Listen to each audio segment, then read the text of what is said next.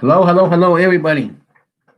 Everybody from YouTube, YouTube land, land of Yahoo, land of Google, television land, everybody, the whole audience, people from across the United States. Hopefully, people see my videos. I'm trying to communicate and create awareness on all fronts of what I'm doing.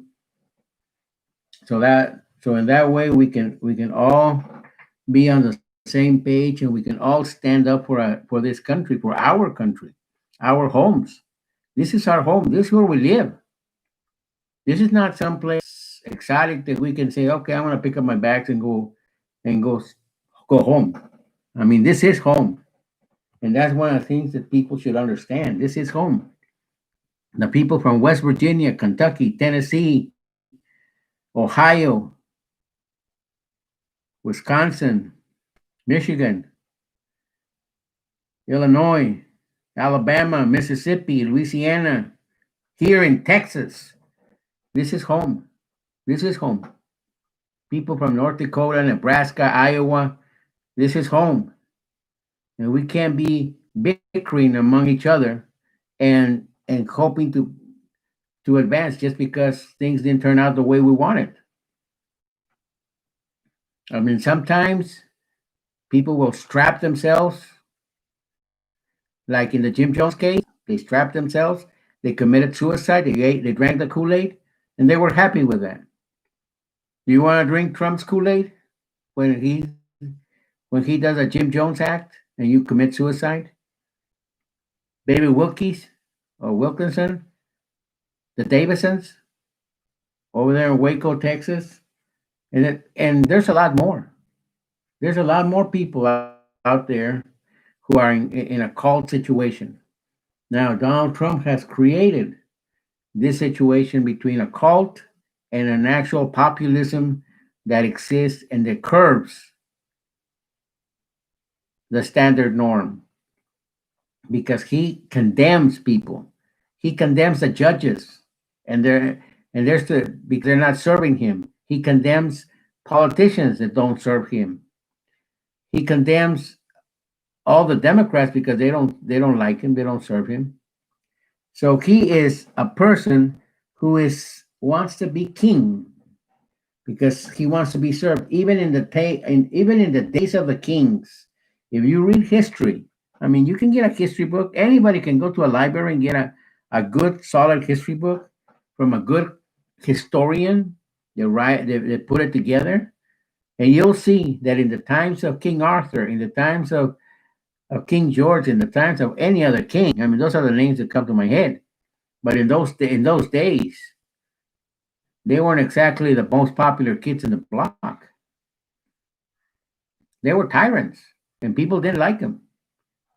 People in those days didn't like them. Why were they always fighting? Because they were chummy wummies? Because they were happy-go-lucky kids? Absolutely not.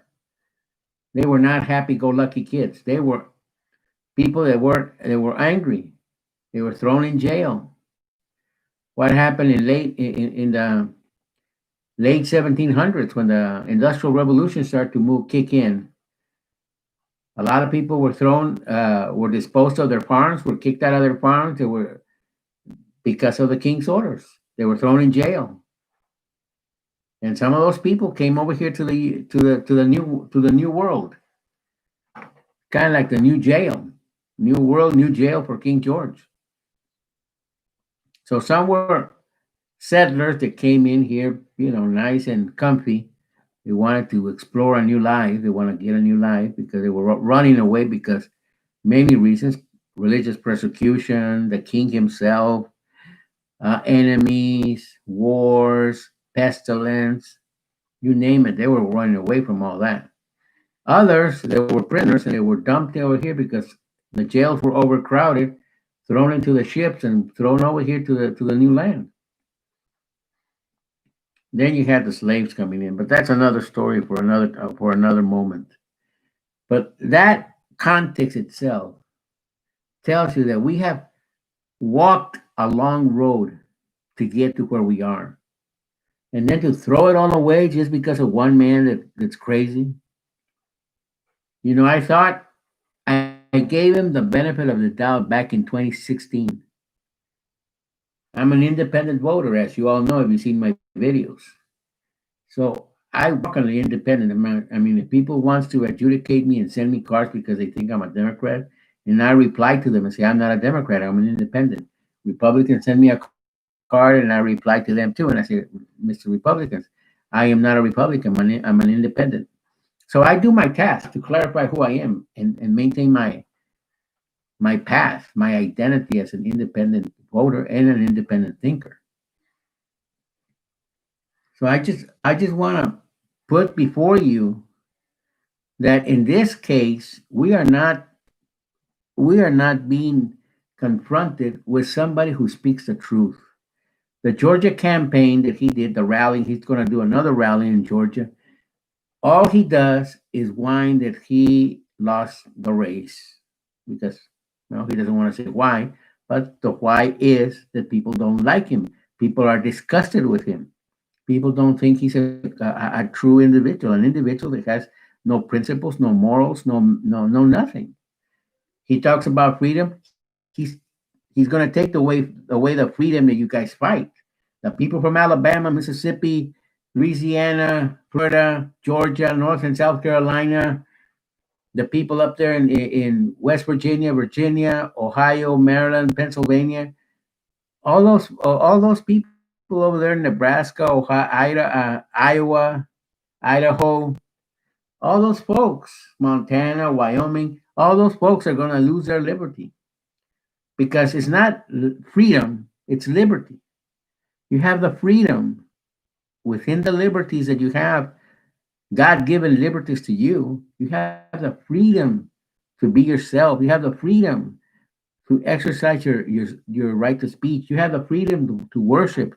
You have the freedom to elect your political leaders. And you have the freedom to think.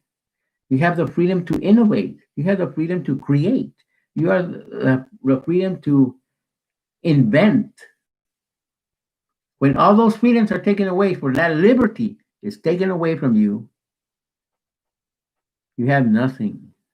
There's nothing to motivate you to do anything. You become an Autobot who goes and comes to work because you're obligated to work.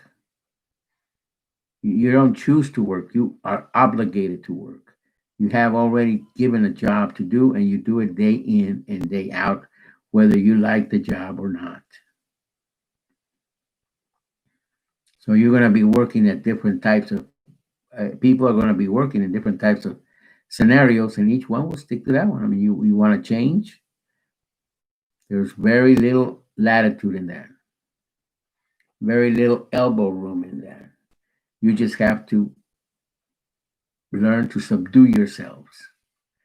Now, with Biden, uh, I don't think that's going to happen. I don't think he flies that flag. I don't think he is the one who carries himself as a monarch, as a king, as someone who wants to dictate. What does he tell the Senate? You do what I do, and you do what I will to do. Akito, I'm shocked. The judge Akito from the Supreme Court is out there in Pennsylvania working for Trump. Now, give me a break. Make sense of that. Akito. Man, that is a that is downgrading yourself to the minimum. A Supreme Court justice stepping down from the bench to go do the legwork of Donald Trump, that's an embarrassment to the profession, an embarrassment to the Supreme Court, an embarrassment to the position you hold, an embarrassment to everybody. No morals, no ethics, no principles, no values. And if there's somebody who knows about principles and values, it's me. I can tell that to your face, Akito, and I can tell that to the face of Trump because he knows if he ever sees me that I do have values. Now, he doesn't have values. He talks about values, but talk is cheap and everything is bullshit. Sorry, I mean, YouTube.